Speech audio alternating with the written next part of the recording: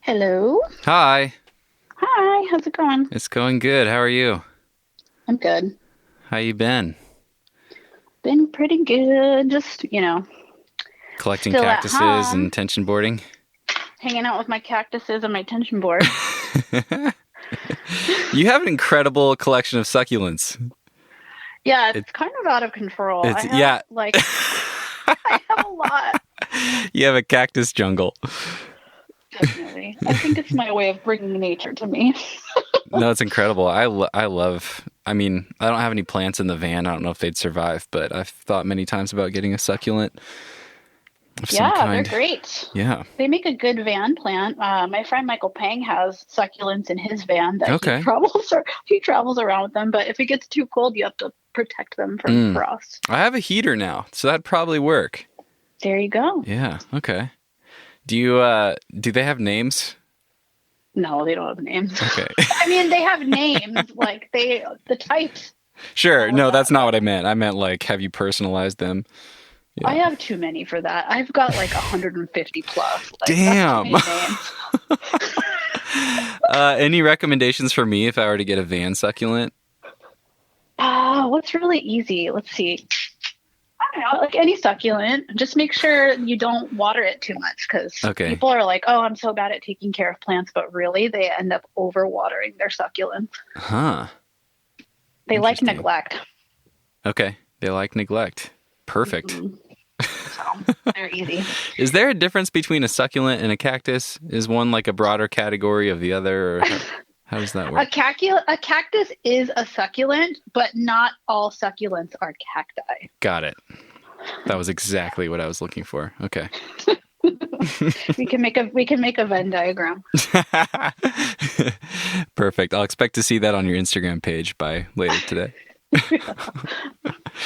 Well, it is really good to talk to you again. And you and I have been texting the last couple of weeks. It was hard to decide what to talk about because there's so many topics that could easily turn into entire podcast conversations with you. Yeah. And we talked about a lot last time. So there's any number of directions to take this. But what I ended up doing, and I think you saw this, but I just ended up asking people on Instagram what topics they want to hear about, what I should ask you about, specific questions. And I got a lot of stuff.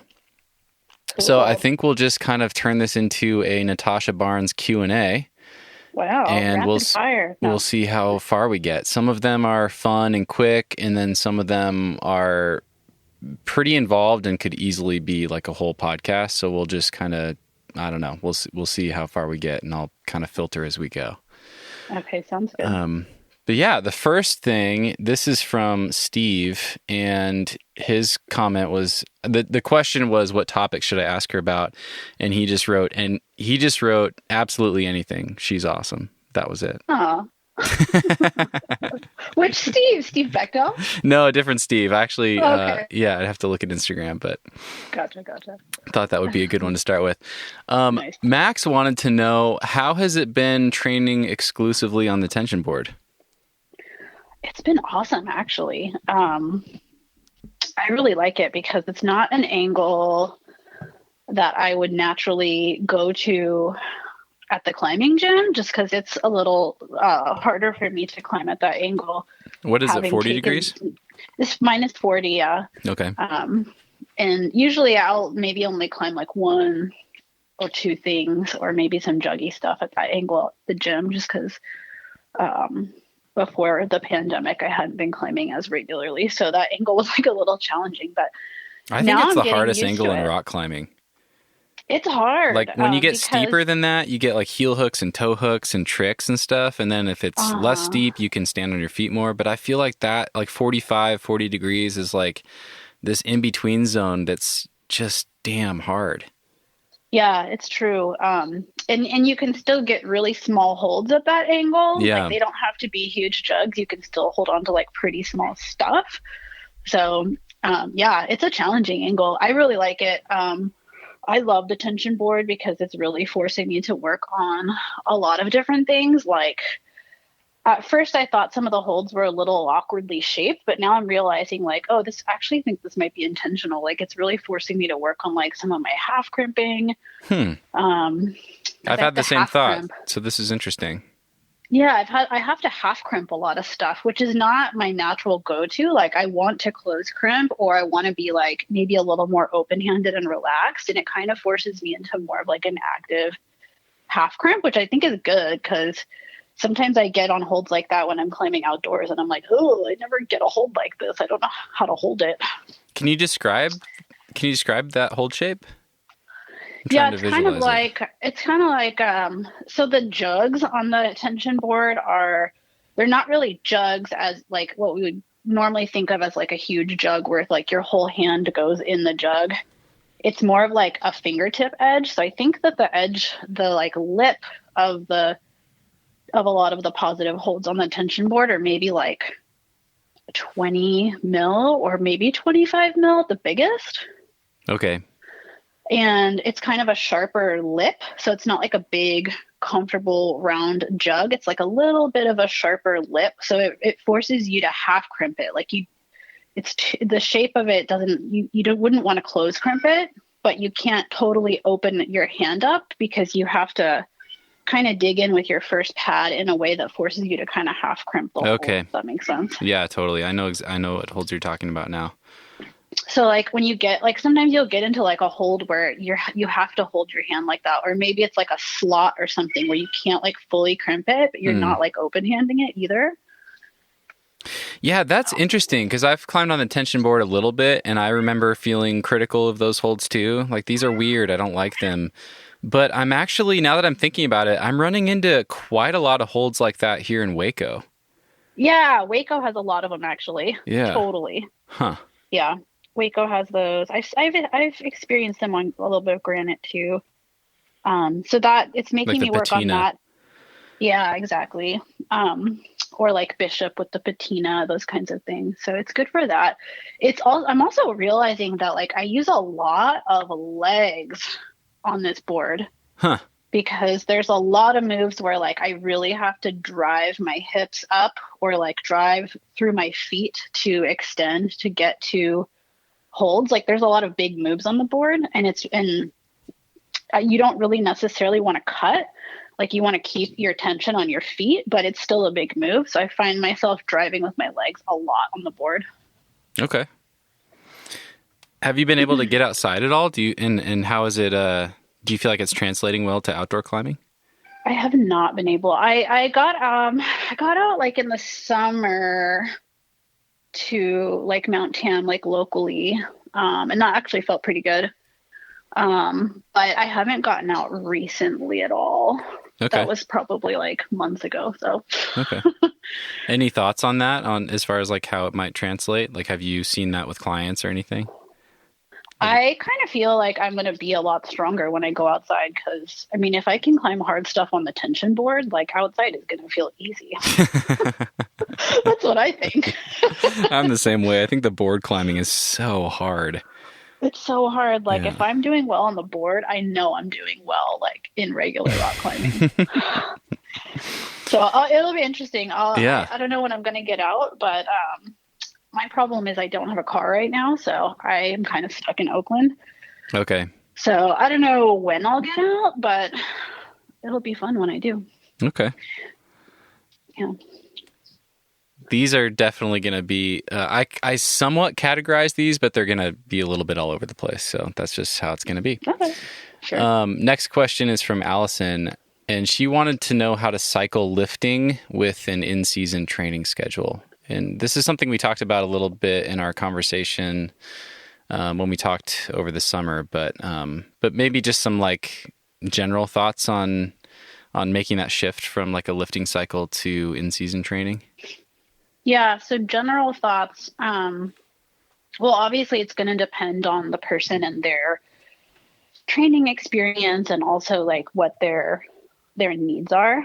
But generally, if someone's during like in season for climbing, I'll usually keep up the strength training like once a week at least. Maybe twice a week if it's spaced a certain way programming wise.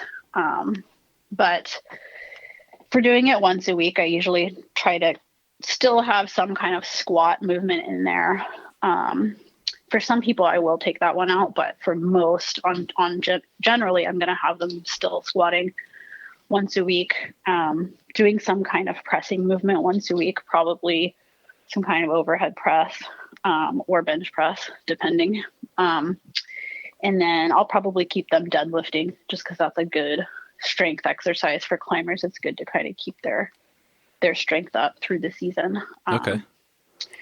Is probably what I'll do. And then if I'm doing more than that, it'll just kind of depend on like what the needs of the client are. Yeah, I noticed that you left out polling. Are they getting enough polling usually with their climbing in season? Yeah, usually with climbing. If somebody's like really struggling with that kind of strength, like if they're a newer climber or they just don't have a lot of upper body strength, then maybe we'll incorporate some kind of pulling exercise like row. I really like dumbbell rows for climbers, or I really like the isometric lock-offs for climbers, 2-armed isometric lock-offs, weighted if they're strong enough to do that. Okay. I usually do like a 90-degree or a 120-degree, which is like the first quarter of a pull-up. Okay.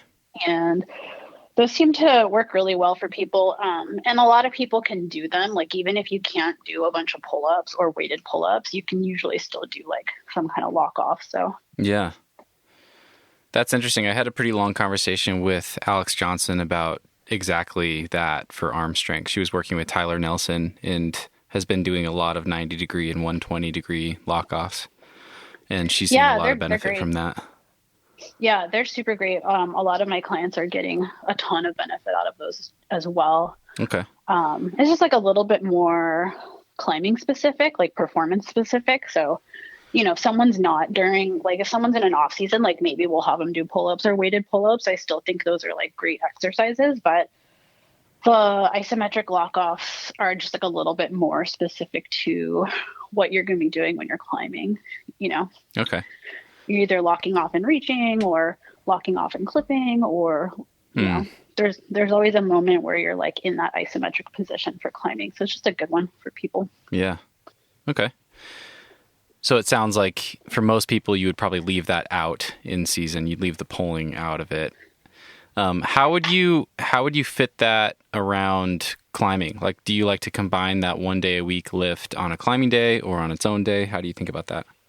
My favorite way to do it is I'll generally schedule like a climbing day where they're just focused on climbing. And then like the following day, we'll do like a strength session.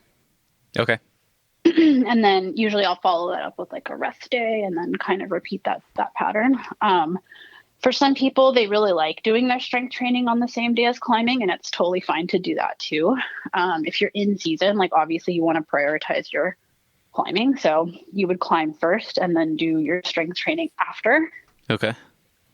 And a lot of people are worried about like their numbers and everything when they're strength training too, like during season. It's like, we're probably not going to see like big strength increases numbers wise on your lifting during the season.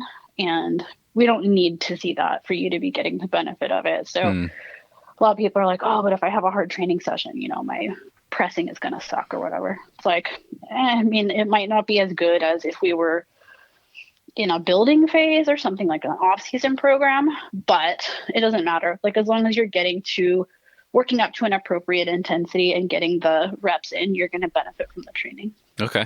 And do you have a target intensity relative to max for the maintenance?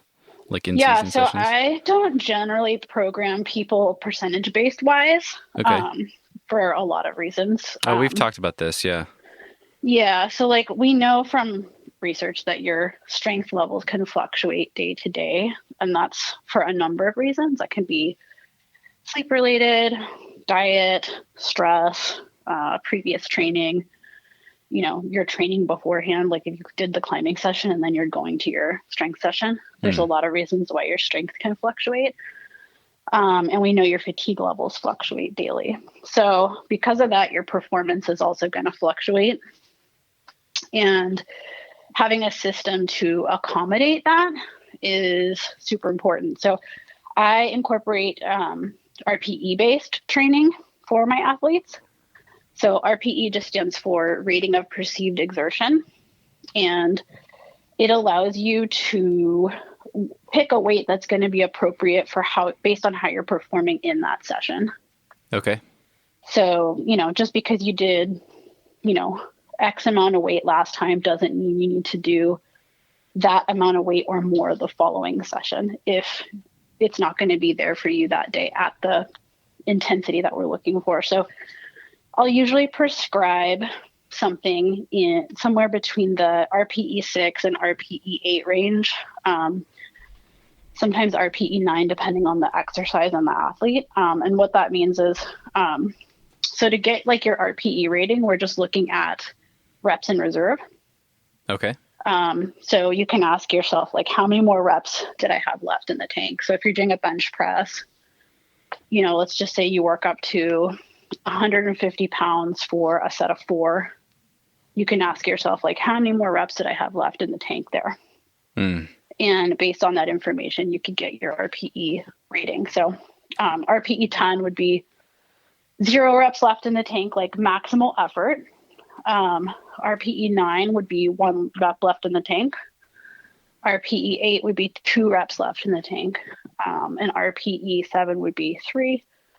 And then RPE 6 is like 4 or 5 reps left in the tank. And then I don't really program sub 6 just because that tends to still be kind of warm up weight for most people. Oh, okay. Gotcha. Like they could have they could have done twice as many or more than what they did.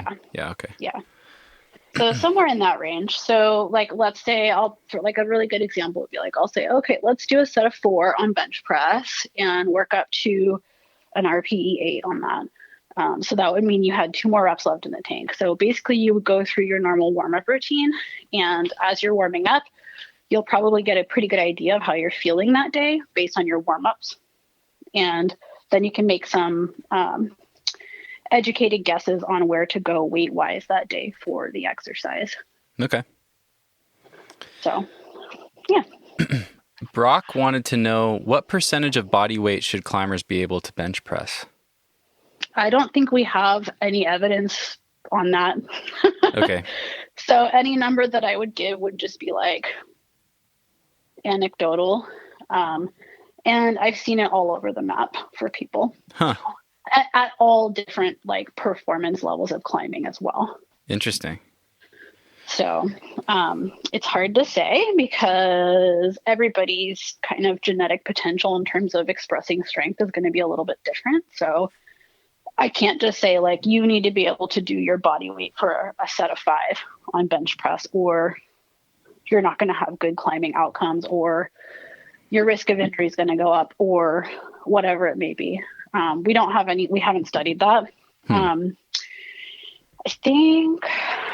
think Power Company Climbing has some information on like stuff like hangboarding, pull-ups, like max push-ups and stuff like that.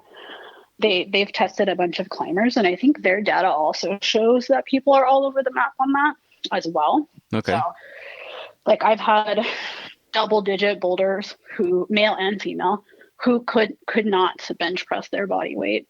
I've also had it the other way around. I've worked with climbers who are like benching 2 plates, and maybe they only climbed before.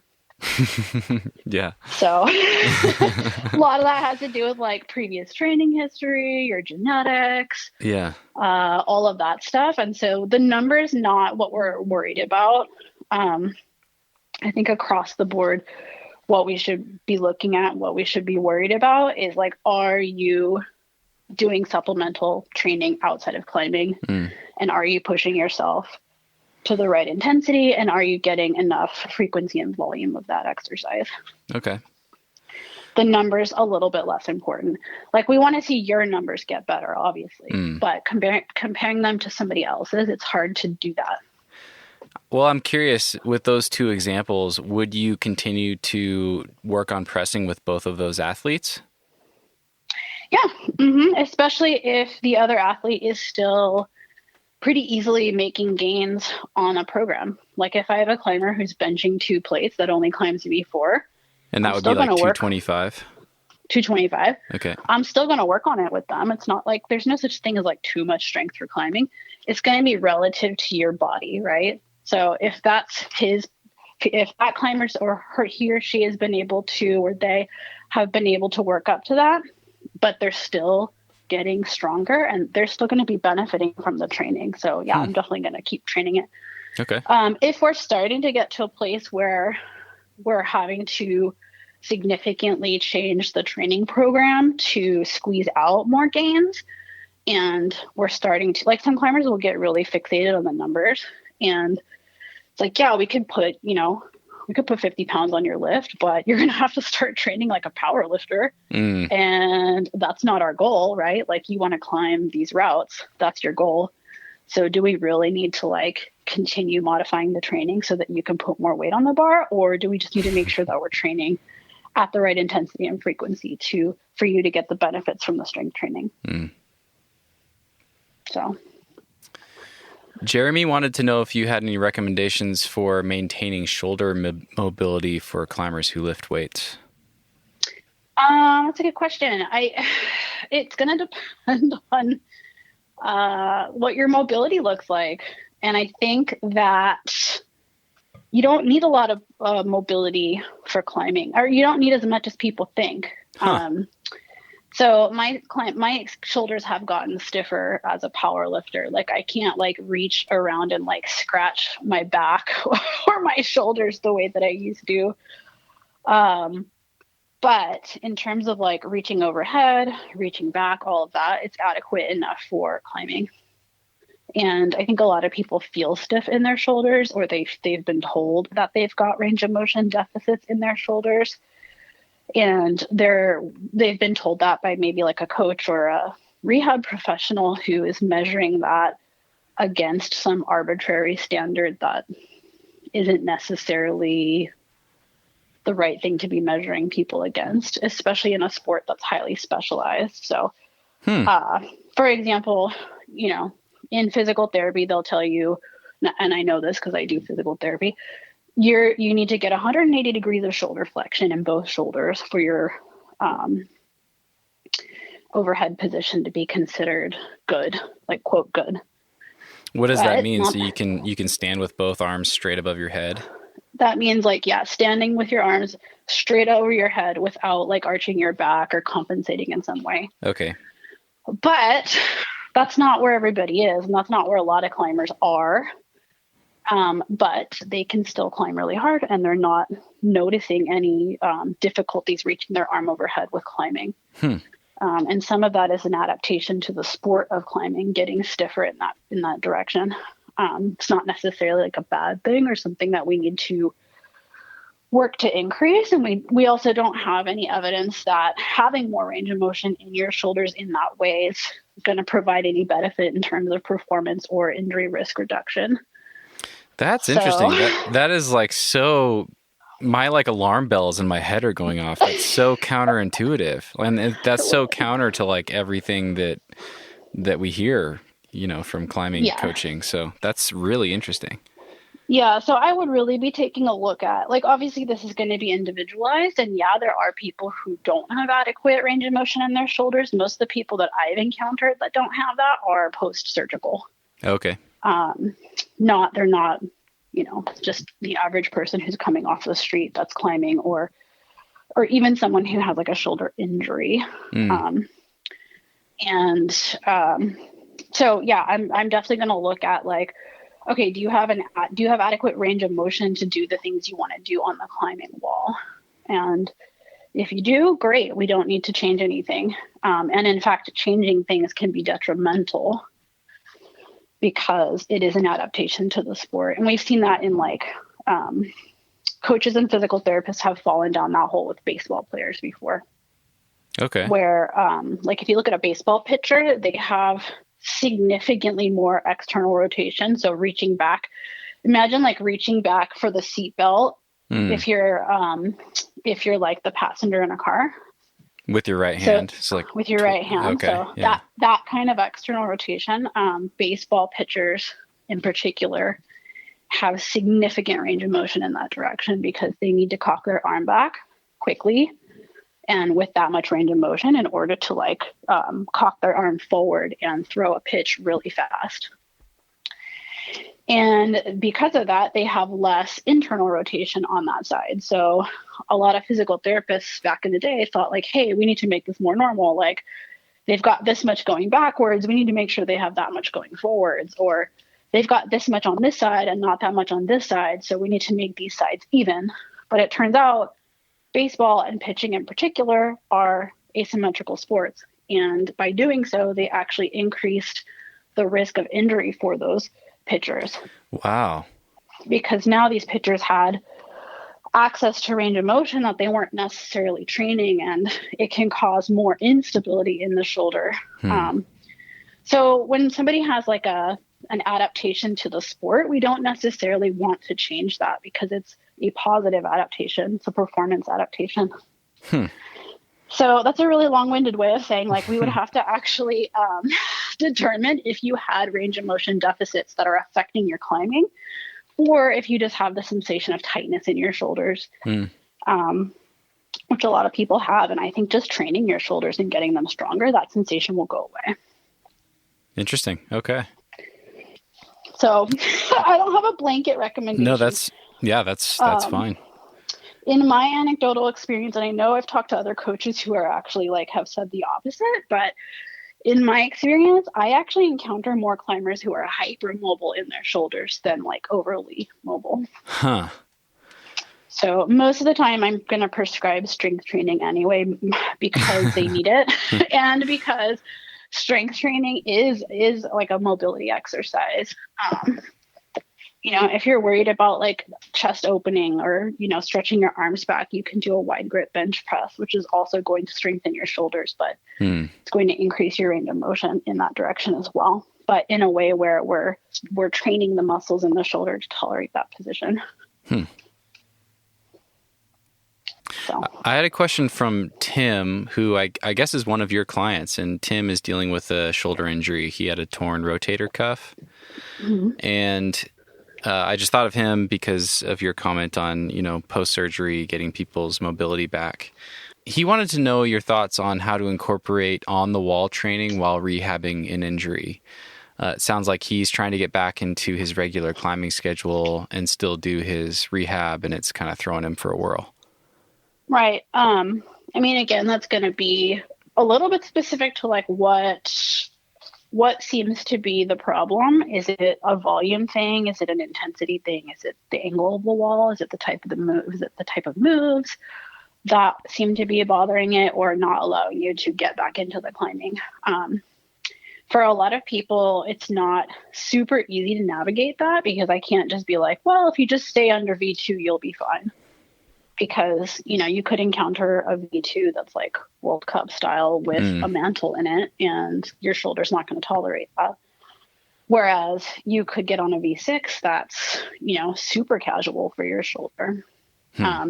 So because climbing's just more variable, it requires a little bit more experimentation, a little bit more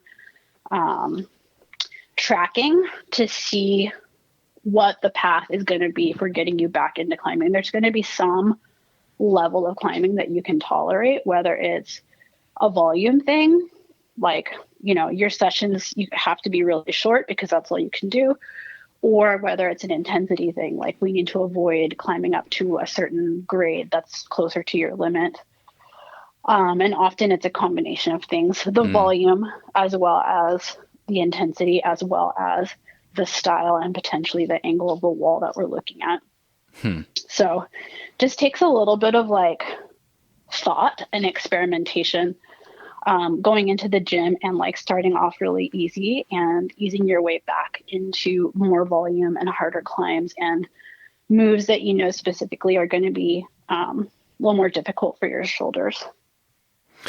Yeah, that was kind of a question that just popped into my mind is how do you, when you are recovering from an injury and you know that there's a specific type of movement that aggravates it or a specific angle or whatever, How do you think about climbing around it and avoiding it versus, trying to reintegrate it and expose yourself to it? Like, what's the balance there, you think? Yeah, there's definitely going to be a balance, and you're definitely going to want to determine, like, is this a situation where I need to expose myself to this, or is this a situation where I need to protect myself from this? And early on in like a rehab process, we're more in protect mode. Okay. Doesn't mean we're not climbing. It just means that, like, okay, this kind of like Gaston undercling bothers your shoulder. We're not doing those for a little while because we need to give your shoulder some time to heal. We need to give your shoulder some time to get stronger and adapt to the rehab that you're doing before we start testing it. But then when it comes time to start testing it, which is usually after like a few weeks of rehab, and also depending on the person's like symptoms, then we do want to expose, like, say, a shoulder to that position in a graded way. So, that could look like finding an easier climb that has that move where where you can test it out, or finding a move like that on a lower angle wall where you can keep more of your feet, more of the weight in your feet.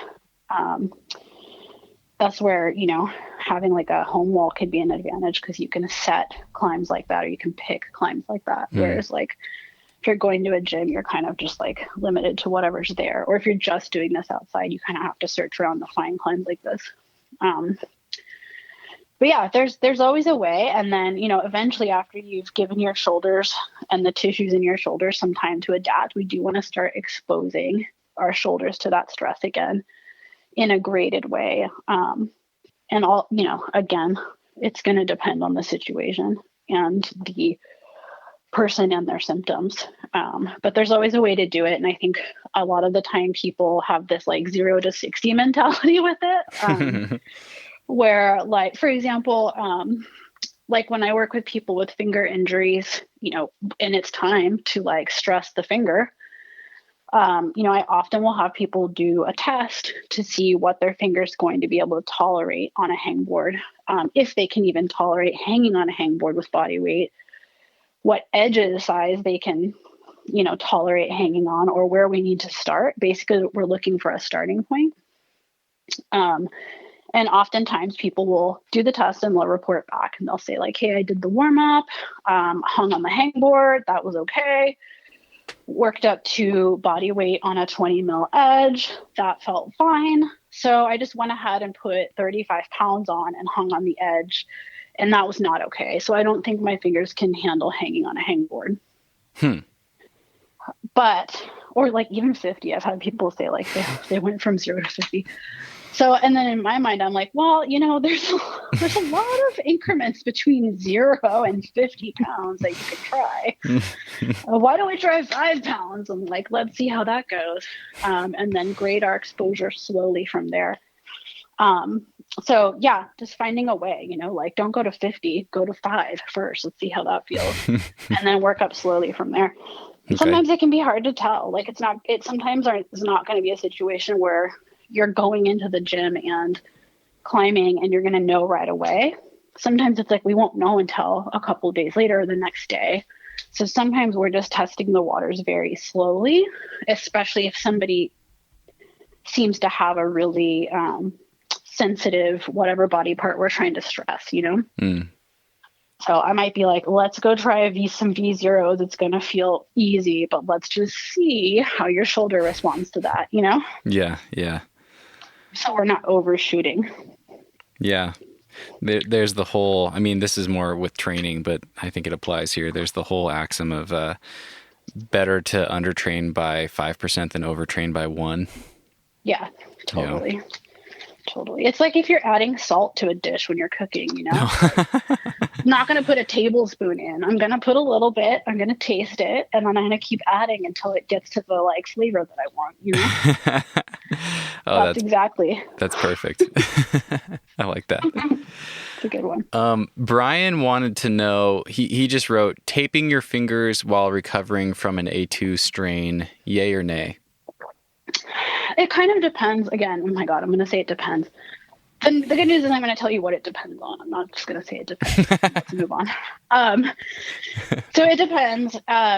If I have a feeling that somebody is kind of someone who is leaning more on the side of wanting to expose their injury to stress, that's good.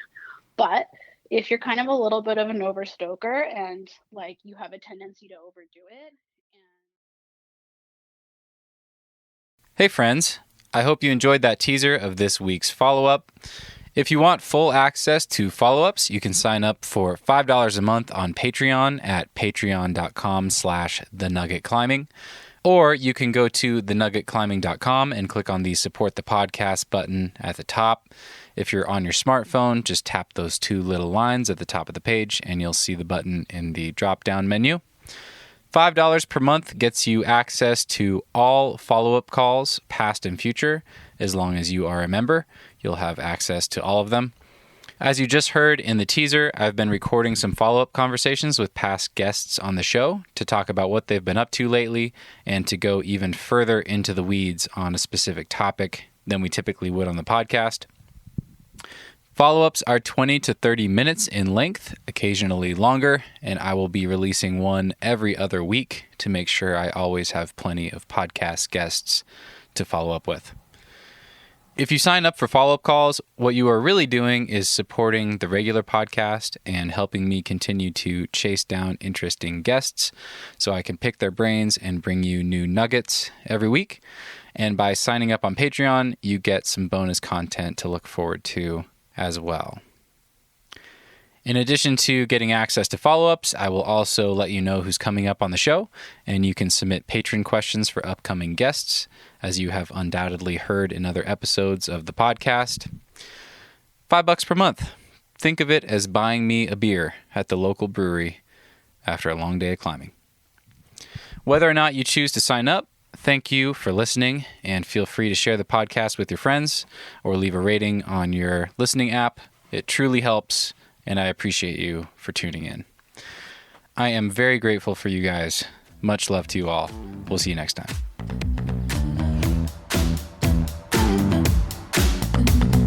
Move with the rhythm. Shake it up, stop when the clock hits 13. Sing 1, 2, 3, 4.